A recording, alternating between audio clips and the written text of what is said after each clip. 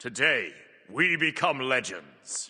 The Smite 2 Founders Series playoffs just concluded over the weekend, and we got to see some of the highest level Smite 2 play we've seen thus far. Every team brought their A-game to these playoffs, as being knocked out here means you don't even get to go to the in-studio LAN event to even get a shot at going to Vegas. We learned a ton from this event about what's good in Smite 2 right now, but before we jump in, I'll quickly run down what happened in the bracket and who's qualified for the in-studio LAN. So if you don't want spoilers for who won, skip to this time in the video. For the EMEA side, Team Risk qualified easily, going undefeated throughout the entire event, not even dropping a single game, never mind a set. This team consists of Variety, Lasborough, Theeks, who is Big Man Things under a new name, Genetics, and Streak or Streako. They took first seed by beating Mockingbird in the winners finals, who also qualified as the second seed, and this roster is mostly well-known SCC and SOC names consisting of Duduin, Herox, Hawk, Calvin, and Spudio. Finally, the winners of the lower bracket final were Smokebreak, which also mostly consists of SCC and SOC players, with Benko, who is Deathwalker under a new name, Johnny, Sab7, iSilenced, and Echrome. And yes, that means Giovanni Giorgio, Adapting, and Nika's team did not qualify for the LAN, as they were knocked out by Smokebreak in the losers finals 2-1 and originally sent down to losers by Bill's Goons. Moving on to the NA bracket, where competition was generally more fierce with a lot of ex-SPL players. First seed out of NA was team name with 5 M's, which is Cheerio, Scream, Benny Q, PBM, and Cyclone Spin. They beat Food Drive for Globe 2-0 in the winners finals, leaving Food Drive in second seed, which is Karmic, Valo, Globe, Happen, and Tegvir. Finally, third seed out of NA was once again the winners of the losers finals between Borscht and Scrumptious. Borscht ended up taking the set 2-0 and took third seed, which is FinoK, Rat Milk, Baskin, Awesome Jake 408, and Pagon. And yes, that means Scrumptious, which was the Haddix, Nog, Shinto, Rongyu, and Zapman roster, will not be at the LAN, despite being thought of as almost guaranteed to qualify going into this. They were knocked down to losers by team with 5 M's, and then of course lost to Borscht in the losers finals. And even bigger, Cowabunga will also not be making the LAN, which is the Sot, Panatom, Paul, Aurora, and Hardcore roster. This team was the powerhouse of the NA Founders Series, going almost undefeated up until the semi-finals of these playoffs, but in a devastating upset, Food Drive knocked them down to losers and Borscht knocked them out entirely. So those are the 3 teams from both NA and EMEA that qualified. They will be joined by these 2 LATAM teams in Georgia for the in-studio LAN, which will be a round-robin format, and the bottom 2 teams from that will be eliminated, leaving 6 teams to play at Vegas. It should be exciting to see the clash of metas from these 3 regions like we had back in the day in Smite 1. But that's the recap. If you're joining us from the spoiler-free zone, then welcome back. Let's talk about what happened in this tournament and what we learned from it. So kicking things off with Gods, we definitely saw a dramatic shakeup in what we thought was meta throughout this event. As always, mini metas can develop within these regions, within these sets, and even within the bracket as a whole, so some pick, ban, and win rates can be skewed. So first up, Zeus actually underperformed pretty dramatically compared to expectations going in.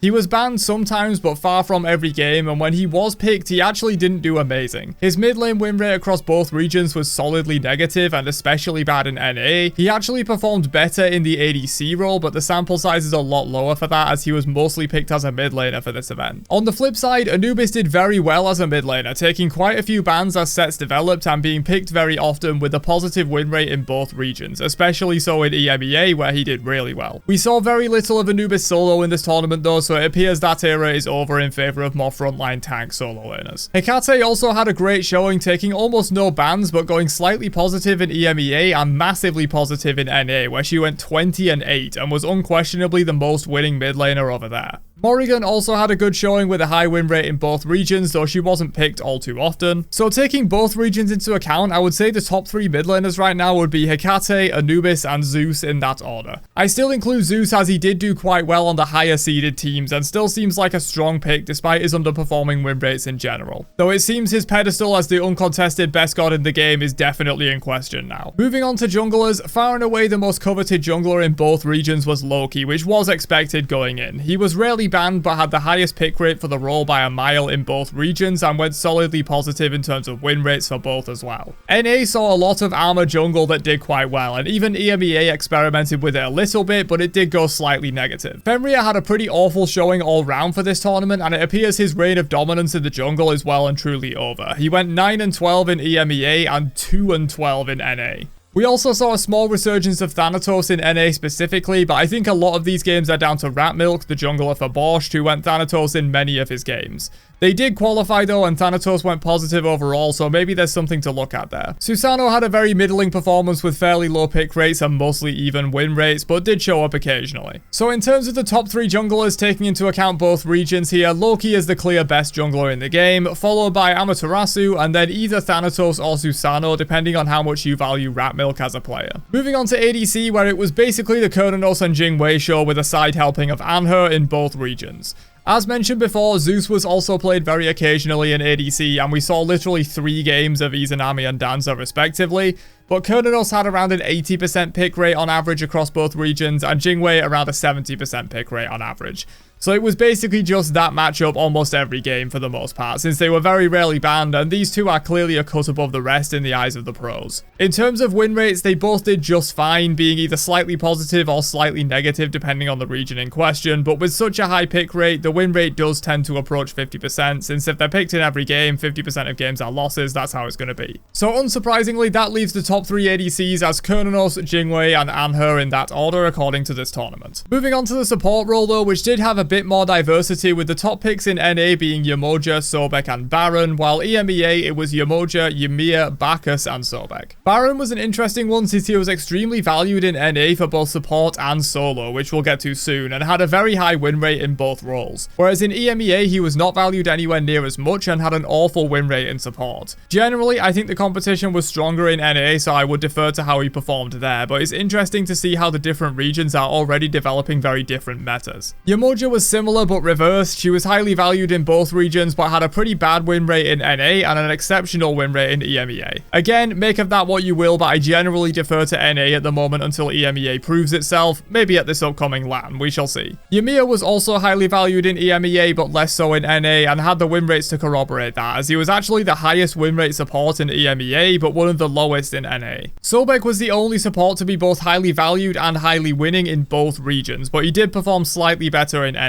Seeing a pick do well in both regions despite meta differences is usually a good indicator that the god is unquestionably a top pick. And finally, Bacchus in EMEA was a very interesting one, as NA completely ignored him, not even showing up in the top 5 most played supports or solos in that region. But EMEA valued him very highly for support, and he was the second highest win rate among the top 5 picks, just behind Ymir and just ahead of Yamoja. Support had one of the largest differences in metas across the 2 regions in my opinion, but attempting to take both into account, I would say the top 3 supports right now are Sobek, Yamoja, and Baron in that order, with Ymir as a close 4th. And finally, we have the solo lane, where we had a lot of solid variety across picks in both regions as well. Shark and Amaterasu were by far the 2 most picked solo laners, and both had roughly even win rates if you account for both regions, with Armor winning more in NA and Shark winning more in EMEA. Ra was also played quite a bit in solo for both regions and went roughly even on win rate for both. EMEA saw a lot of solo Beck, which is probably partly why he was played less in support in EMEA,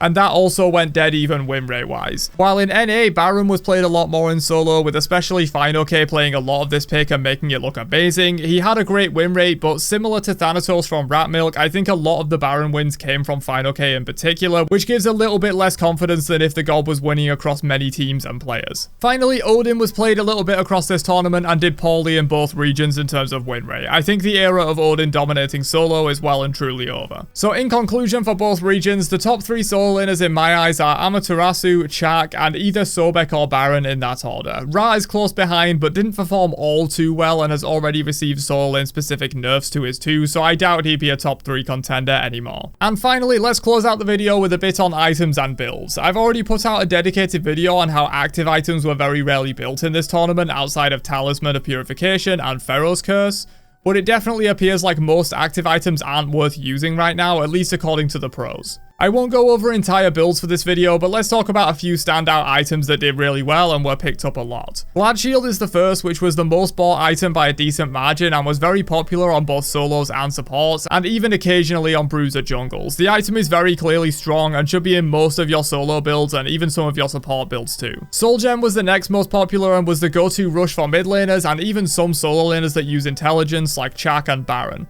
The item is super good for sustain and burst right now. Kin's Blade was also very popular, and we definitely saw the ADC meta shift solidly away from crit and towards Kins, so generally that's the way to go for strength-based ADCs right now. This could definitely be a symptom of the 15% base health increase that was applied not too long ago. On a similar note, Fatalis was also very popular and had a high win rate when picked up, with most ADCs buying this at some point in their build, usually earlier rather than later. Prophetic Cloak also saw a resurgence off of the back of its buff recently, being able to stack every 5 seconds instead of every 8. It was built a fair bit on both support and solo in this tournament. And finally, Anti-Heal was also extremely popular, with Ankh being the third most bought item in the game, and Divine Ruin and Brawlers seeing heavy usage as well. This is mainly due to how much healing and sustain is in the meta at the moment, with gods like Baron, Ra, and Yamoja doing team healing, Armor, Anubis, and Shaq with high self-sustain, and items like Devourer's Gauntlet and Soul Gem being very popular. If your games look anything like this, definitely pick up these anti-heal items. But that's about it for my analysis of the recent Founder Series playoffs and what we can learn from them.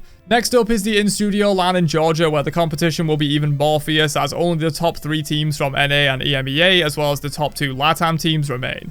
Be sure to subscribe if you want to catch my similar video breaking down that tournament, and I'll catch you guys for another one later on. Have a great day, and peace out, you nerds.